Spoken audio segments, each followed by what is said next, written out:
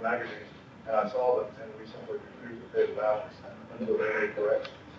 So we've had a lot of difficulty. We're waiting for another printer now. Can I ask, what is your cost per copy, or around, you know, talking about? Let me see. On the last issue, it was. No, we're just talking the printing here now. We have about 80 photos per issue, and we have them. We have them statted, and that runs about between $5 and $10 per stat. Okay. So above the printing cost. Yeah. Okay. Because that was kind of, I get like a base printing cost with the half tones, about 40. I have 40 to 45 half tones.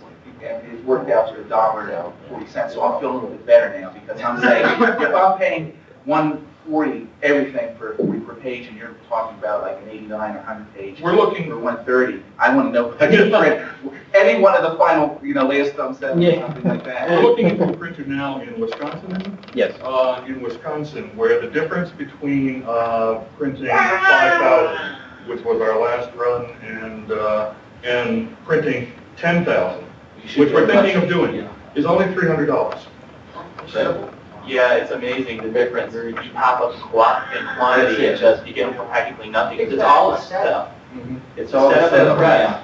I don't want to have 8,000 left over. Yeah. They're all in my garage. There used to be a car there. Where do you store them? Common collector's items selling for $10 a page. And this becomes important because if you're selling through like Diamond or Capital City, and you're selling for like 60% off cover price, and let's say that it costs you $1.40, and you're selling them for like $1.71, and you're doing a split shipping thing, it can work out that you might lose money. So last year we were talking about, oh man, wouldn't this be great? I'm starting to be picked up by Diamond, Capital City, and things like this.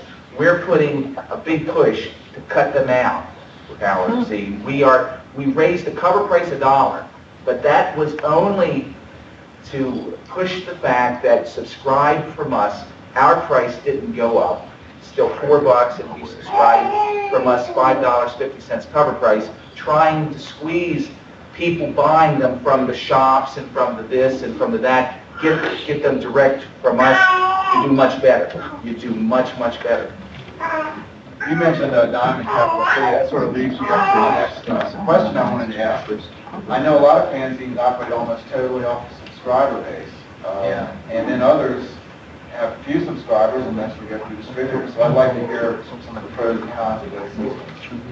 Well, because I do all my own copying, it's almost, I do it like almost entirely through subscription. There may be 2 or 3 stores, specialty stores in the United States that sell it. And since I handle all the work myself, I hear about people who make 2,000 copies of their zine, and I think I'd be standing in a copy shop for about 2 days making that many. So even though it would be nice if I had that kind of an audience at the same time, the work would be just such a burden that I'm kind of happy with the small, loyal bases. You might want to mention those 3 stores for Oh yeah, See Here, which anyone who likes fanzines should visit if you're ever in New York City. It's on 7th Street on 2nd Avenue. They have just about every fanzine you've ever heard of there, at least on the East Coast.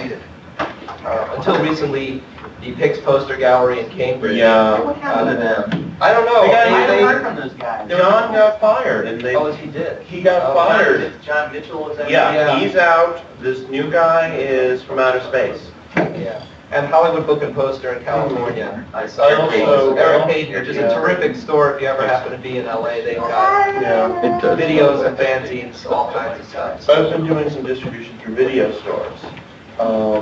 There was, for a while, one out in Floral Park, a little small one, and King's Video in New York King's Video. Looking to get in big into fanzines at the moment. And they've got, like, what, 7 stores now? I don't know. I only thought there were 2, but there's a lot of them.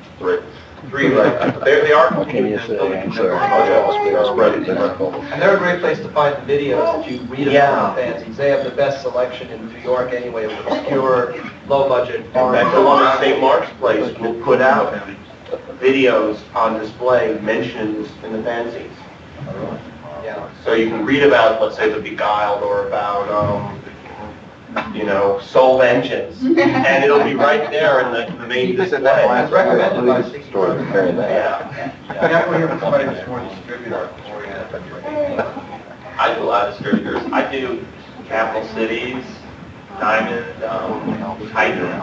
I find it's easier to deal with them now. I used to deal with maybe about 30 different guys, and now it's gotten to the point where I just deal with the big ones, ship a couple big boxes of stuff out to them, and then they distribute to all the little guys. Because I didn't want to, that was taking so much time, mailing boxes everywhere. 20 copies here, 10 copies there. Can I ask Bob, did you do the flyer route? You know how they try to hit you for, you know, this amount of flyers? Because now they're starting more and more, Diamond is charging you for them to mail the flyers out, for them to make more money. Yeah, I don't think any of that. I get all that solicitation material from them, I guess, and I get all these advertising suggestions. I just don't do any of that. They just kind of cut a regular purchase order, and I send them the books, they send me the check, and it's... Yeah, Diamond has never had what is called the greatest of reputations. They're somewhat notorious in the comic book community as being sort of scumbags. Well, the thing is, Todd, they're like, They're doing the devil. so they're like the biggest one now. They're buying out so many others. Baltimore based, they, there was a guy in a comic shop. He made this into that. I can remember when he had 2 comic shops in the city. And then he said, I'm going to get into, you know, since, you know, I just don't have to sell my comics through my shops, I want to distribute, you know, Steve Jeppy. And he's made this into a money-making, incredible thing. But very, very humble roots in like 10 years. But we've had no trouble with our distributors. We have all the ones that Bob and a few others. We're in Tower Video. That's another place that's getting and very well there. With the getting paid for the magazine, with Tower is the only one that's a little strange. We get paid and everything, but they always sound as if they're, you know, they're waiting for a wave while they're, you know, it's from California, and we get, hi, we owe you some money, and you'll be getting a check. And, yeah, they're that split consignment thing. That's the nice thing about like Capital and Titan. It's just you send them the books, they send you money for all of them, and you don't have to deal with returns. It's so weird to get returns with the stickers on them, and you have to ask for whole issues. Otherwise, they just rip the cover off and send it to you, and only part of the money. And it gets very. We got tied up with Forbidden Planet in New York, and we could not get our money from them, and we were calling and we were calling. And you waste so much time with these phone calls, and finally they sent us a check, and we called them and said, you can get the magazine 2 ways. You can send us the check in advance, and we'll send you the magazine, or you can get it through our distributor. Yeah. And they're getting it through the distributor, and we don't have to worry about it anymore. It's really. If I'm sending zines out of the general area of New York City, I will insist on payment in advance, because I got burned by an Italian distributor. You know. Yeah, let's hear some horror stories. Anybody know Michael Norman? I've heard of them. I've heard the name. Yeah. I've been warned. Yeah. He burned just about everybody that isn't on this panel, except for me. He did burn me. He's operating out of Detroit, and I understand he's still out there. The reason I bring the name up is if he contacts you. That guy sells lottery books, how to win lotto. That's it. That's the guy. What? I should have known something when I got a little thing in the mail. Little postcard. Skeleton with a top hat on it, playing cards, dice. Well, you know, he called me and he sounded so professional. Oh, yeah. If I didn't get a warning, I would have shipped dice. I said, how many do you want? He said, oh, how about 300? And I would 300 copies would have hurt if you didn't have any attention. Unfortunately, I didn't get burned. Okay, how about advertising? How many people here advertise? Well, where are your outlets? Where do you advertise? we have model makers, video stores. We're starting to get bookstores, which is good with the mystery element in the magazine. That opens another field for us. That even in terms of where we put the magazine, there are a lot of mystery bookstores across the country that carry us. So we get advertising for that. We're getting some deal advertising like with Movie Entertainment Book Club where they sell memberships, we get a percentage. The cost of producing the magazine is, with the amount of photos we have and such, is so high that without the advertising, we wouldn't have been able to go beyond the first issue. So what I'm trying to do is keep it a balance. I don't want a magazine that looks like it's 50% advertising, but to put the advertising, nicely spaced so that you don't have to. We got a letter from someone the other day saying that they really like Scarlet Street and to replace Film Facts as their favorite, and then they have to go through 40 pages of advertising in Film Facts before they get to the first article. And I don't want to have that. I want to have it nicely placed throughout, and for products that will interest our readers and everything, so that we'll connect in some way with the articles that we're doing, so that it's all of a piece. While we're talking about advertising, the only time we've really been burned, I mean, we eventually got paid from a Hollywood Book and Poster, and I said last year that I was going to keep saying this until we get money. The only person we got burned by was advertiser was Video Vault, which they make a lot of money, and they advertised in our second issue, and we've called them every month for the last year and a half, and they don't pay us, so you have to be careful with advertisers. It's, Anybody else have any trouble with advertisers? Actually, the question I had was, I'm just getting to the point where I'd like to attract professional advertisers. What steps can you take to seek out professional advertisers? we're very lucky in that Jill Clarvett, who had background in selling ads, friend with us, and very early on in the magazine, she came in and she took that over. She basically just calls up different companies that you see in other magazines, and we introduce ourselves. Scarlet Street, we'd like you to consider advertising, and we send them complimentary copy, follow-up calls. It's very rarely are you going to get an advertiser the first time you call, or even after they've just seen the magazine. She got an ad just last week from someone that she's been talking to on and off for about a year. We've been sending them complimentary copies, so you have to pursue it. It's really good if you have someone else working with you who can concentrate on that, because you can't put out the magazine and go for the advertising at the same time. It's just too big a job. Another method that works is to lie. Tell them what they actually do, because obviously the circulation is going to go much further than A lot of people send out flyers where they just list their rates. An ad card, right? Yeah, exactly, and they just send that. I mean, I've gotten them, people want to advertise in mine, I don't take advertising, so I know there are a lot of people out there. I've had a couple of occasions where people say, well, how much are your advertising rates? Send me your card, and I'm like, well, I don't want any ads, so I put like $300 a page. I just totally outrageous like that, so nobody will say. I figure if somebody is stupid enough to send me $300, I'll put that ad in. The only time I take an advertising is if they've offered a trade. Some companies will say, if you put our ad, we'll send you a bunch of videos or t-shirts. Yeah, like my training on that. Yeah. Well, I've had a chance where I've written, Warzone ran a feature on fanzines and ran a list of a lot of fanzines. So basically, I just wrote them, I sent them a complimentary copy, and I said, let's trade ads. And so, A lot of I approached this gentleman with Monster International. He just gave me an issue here. I forgot his name already. I'm trying to work that out. Yeah, We don't know it. Of course, a lot of fanzines will simply plug each other. The best way to get publicity, Fact Sheet 5, we got more response for Fact Sheet 5. For the one issue, we said Fact Sheet 5. We're waiting a bit. Fact Sheet 5, it was incredible. We got more response from them than we had from anything we've ever done. But I worked an interesting deal recently. A friend of mine is the secretary to an actor named Simon McCorkadale. And, exactly. Well, we had run a Mantle story. And I had sent Simon a copy of the issue. And he was very interested. He said, have you published anything else? I said, well, yeah, we got another Mantle story running in the next issue, and we got a Counter-Strike story running by the end of the year.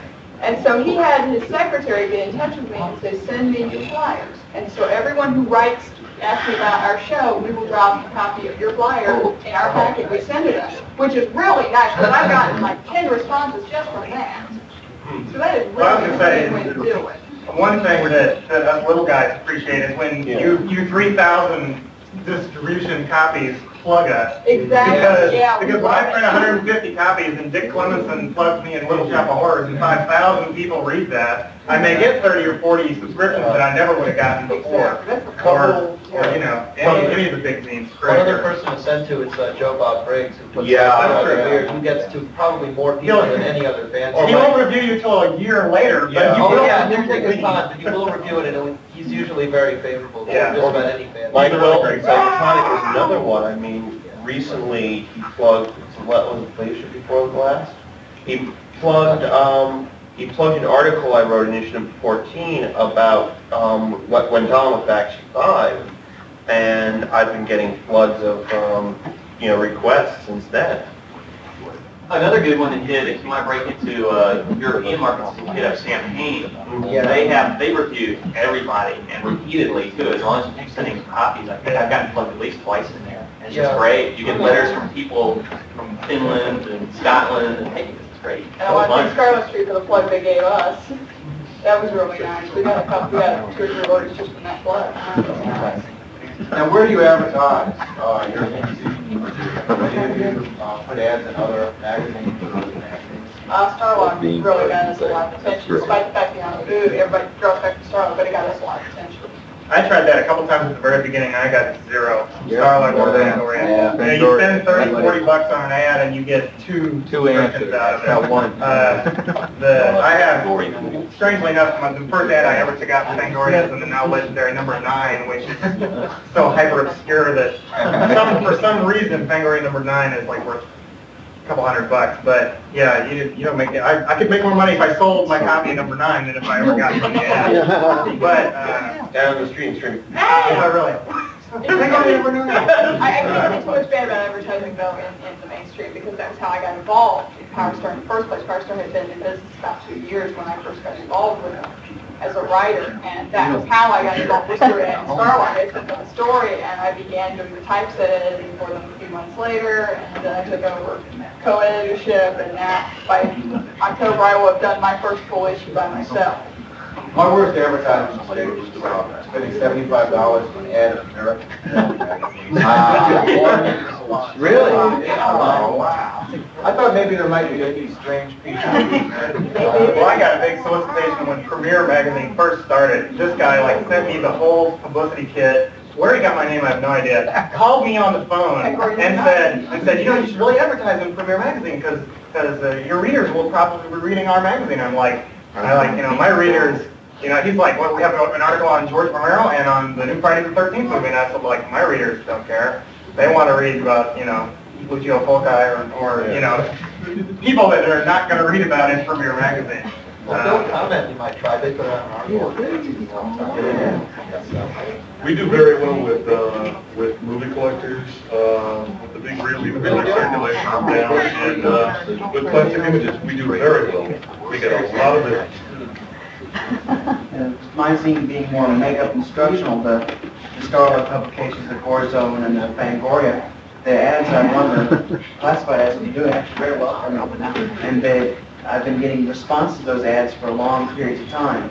I ran an ad in issue 100 of Fangoria, and I'm still getting letters from overseas requesting subscriptions based on that ad.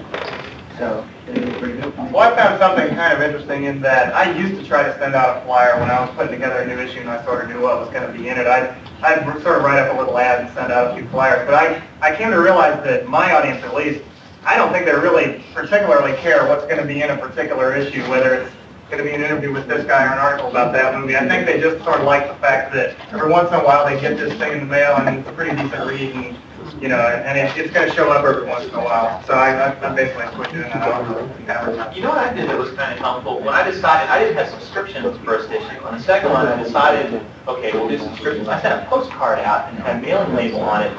And I didn't even really think about this at the time, but it was so easy because people just stuck a postcard and a check in a number 10 envelope and sent it back to me.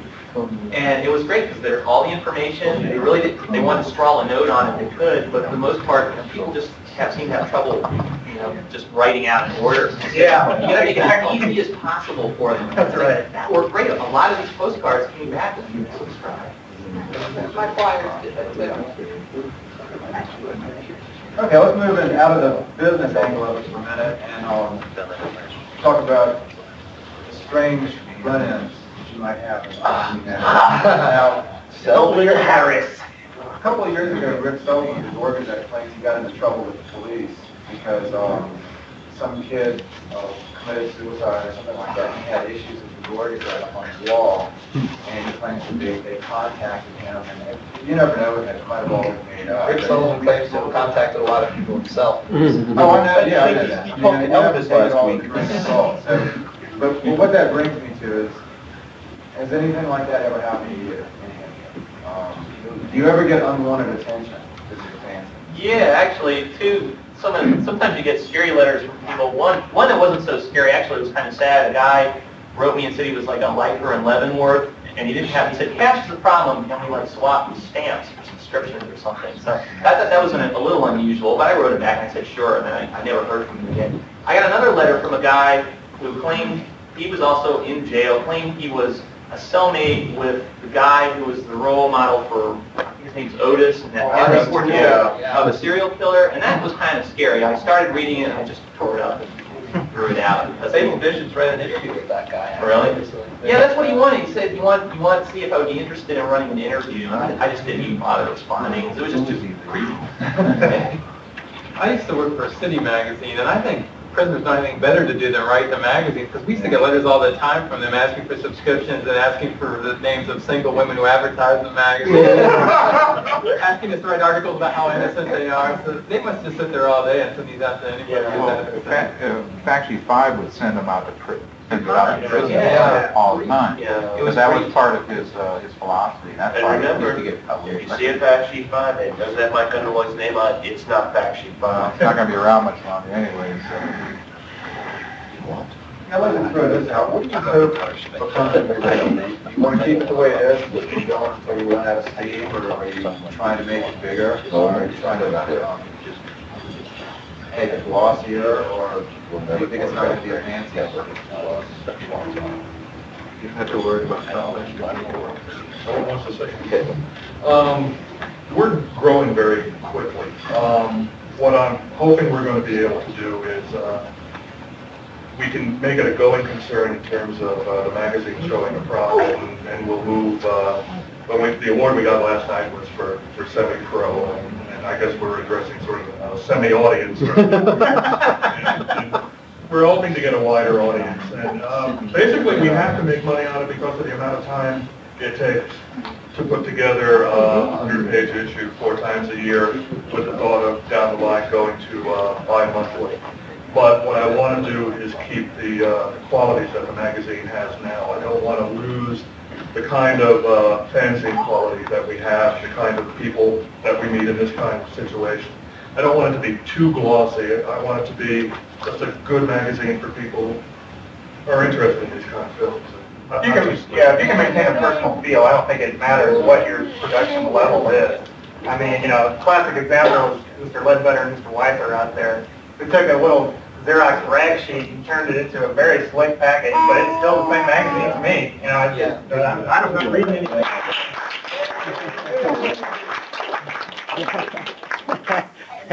The one thing I wanted to I never wanted to become a chore. That's the one thing I always, and that I guess is the goal of all this. You never want it to become a chore to put out, oh God, I gotta put out another issue, oh my God, that's right, I got subscribers sitting there waiting for the next issue. You never want it to be a chore. My circumstance is that Power Star gave me the confidence to write other things. I'm not trying to sell screenplays. It gave me the confidence to try other things. That's the kind of thing I want to give another writer. I want to give them a place to air their ideas, let other people see their ideas and say, yeah, you really do write good fiction. Now try something a little bit more original than what you've written. And then maybe that's what I want to give someone else. That's my goal. Because that's what this magazine gave to me. It's what I want to give the editor back to people who write, who read it, who write for it. That's my goal. Now I'd like to open up questions from our audience. Fanzine editors out there. Did you have anything you'd like to ask? In general or particular? I think Is anybody incorporated? No. Yes. Okay. What's everybody's circulation? Yeah, well, True. I was like, the Fifth Amendment. I was like 7 or 8, yeah. She's my wife, and I'm 2,000 currently. I'm 150. We printed 5,000. I think my last issue I had to put out about 130. 200. We're down a little bit. We've been losing, so we had a high of about 3,000. We're down to 2,000 at this point. Bits and pieces used to be photocopied, and we had a circulation of about 75 to 100. Our last issue was the first offset issue we did, and it's now up about 500 copies. Well, I've already admitted I lied. 1,500. We know you work for the government, so you're going to wait for bigger anyway. What credentials? About 500. Any more questions? We're dinky people, Mike. Nobody has any questions about the hand? We all do it. Why don't we go sit out there? Yeah, we're going to ask you questions. All right. Go ahead. We're open to it. Actually, I have a question. Okay. Where do you find listings of distributors? How do you go about finding out? I've heard names Go to of comic book distributors. stores. Ask your friends. Yeah. Call Playboy Magazine will They put out a booklet of distributors. Really? Yeah, I so you didn't have know to that. just phone them, they'll send it to you free of charge. Writer's Digest also is a good source of Reader's Digest? not only distributors, Oh. but places if you want to submit articles. I'd like to know where people get their photos. Gary gave me, and I know it's a good place in Oklahoma, what film? Film Favorites, yeah. I was wondering, what are there others? Do you get them from your friends, or do you have places like Film Favorites? Well, it goes the opposite out of other magazines. Yeah. No, it's always nice to have originals though for the printer. I get them loaned from friends who are collectors, or there's like a guy who just kind of found me from Austria, and every issue he sends me like something. It's like a German color lobby card or something. He's like one of my best sources. So it's mainly like friends and contributors of magazines you want to help out. Well, I cover a lot of current stuff, and I found about halfway through the run that I could call up the studios and send them a copy, and even for something as small scale as mine, they would send me a press kit. Yeah, that helped a lot with Yeah. my thing too. Yeah, We got press kits from Beyond Reality and Nightmare Cafe. Well, that's nice that you're covering current stuff though. You're like a retrospective. Yeah, it's I like really- the European stuff from the 70s, which makes it even tougher. So you really got to unlock some doors and do some wheeling and dealing to turn this stuff up. The movie poster place in Lansdowne, Pennsylvania is a good source of material. He charges $2 a piece for them, which I think is reasonable. Yeah, there's some collector stores in the city, but most of them are grossly inflated. Yeah. But luckily, my friend Mike has been at these for 10 years, so I can borrow from him. The bulk of my photos have been snapshots from our readers, or photos from professionals that are taken during demonstrations or, how-to articles. So I have to deal with a lot of really bad photos. I don't get these nice, slick, magazine quality photos. I work hard to make them look good. Sometimes you have no choice though. We just did an article, a guy, a writer named Lauren Marshall, who unfortunately he can't be here. He did this article for me on this Mario Bava movie, which we couldn't find any stills. He went all out. He took a copy of the video to a place where they did like still video images. They got like It's a Polaroid video prints. printer. It's Right. a video printer, which So it's another whole way to like, if you can't find stills, create them. yeah, And that's what he I think did. there's going to be a wave of video printers are really neat, and they don't cost that much, but there's a place in town here where Lauren goes. I told him about it because I used to. It's like $3 a shot. And they look good. Well, even better, I mean, you can capture an image that probably nobody else Yeah. Yeah, usually the most striking stuff in a film is the stuff that's not, it was just part of the movie, nobody would still It's like it's like you videotape freeze frame it. Lauren's talking about that, and he had, Gary ran some Asian article and had that frame capture in there, and then using Lauren's stuff, and the difference was incredible, the way yours turned out compared to Gary's. Now, it also, I know the generations removed from the tape, you gotta make sure your source quality is worth doing it, but also your printer, I think, will make a big difference, because we noticed yours are a little bit murky, and his turned out The reason fabulously. it wasn't the printer. The was the reason copy. was that what the writer, Don Willis, sent, okay, what he did, he rented the tape. He made he had copies of the tape, and then he made clips for me, right. so that was a further generation down. And half of them I couldn't use, Right. because when you would freeze frame it, it would break up, because it was just too deep. Yeah, that's a major thing, remember. And that's it. Well, but we used the same printer as Gary, and ours turned out fine. We used the same. So it's not really the printer, it was really the quality of the tape. If you make like a print from a laser disc, it's going to look much, much better than from a videotape. Well, we won't get into that argument, Gary, but that was No, but true. The best quality will be from disc. Well, I know a lot of zines also use original art, and you can hook up with someone. Yeah. There are a lot of artists out there who have. Jeff has done artwork for me. I tend to, I jokingly say, go Xerox it out of another magazine. I do that sometimes. If I'd rather have something that I found somewhere else than nothing at all. But a lot of times, yeah, I'll the latest issue when I reviewed the new Batman film, rather than cut the stills out of the newspaper, I just went and did a couple drawings of some stuff I'd seen. And you can also get, the artist who works on mine also did my logo, so that's another thing. In the back, question in the back. Now, my question was answered about quality of the video printers. Where do you find stores that have video printers?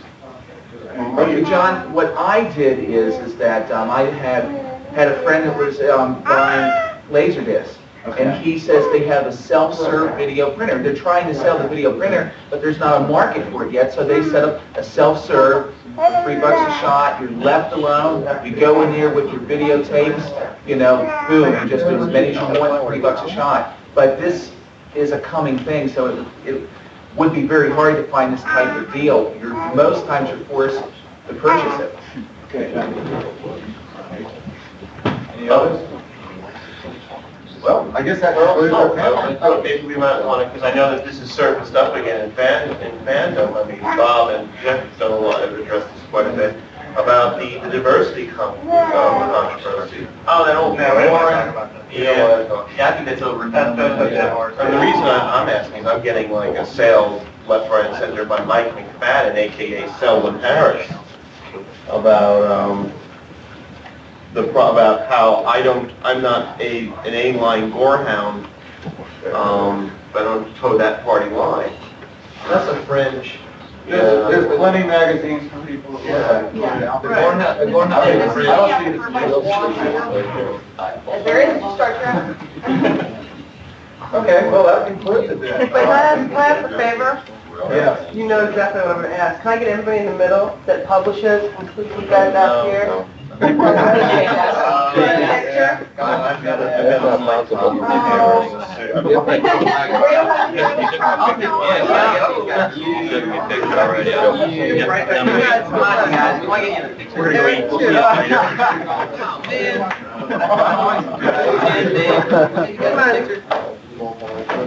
What about former editors? Yeah. Me too. I will, I'll take it to you. You don't have to take a couple, you can just get copies of me. Hey, that's what happened. Okay, no, wait a minute, let me get the guy from the city. The ones that are hiding, right? Thank you. All right. Oh, We are out of here. Oh,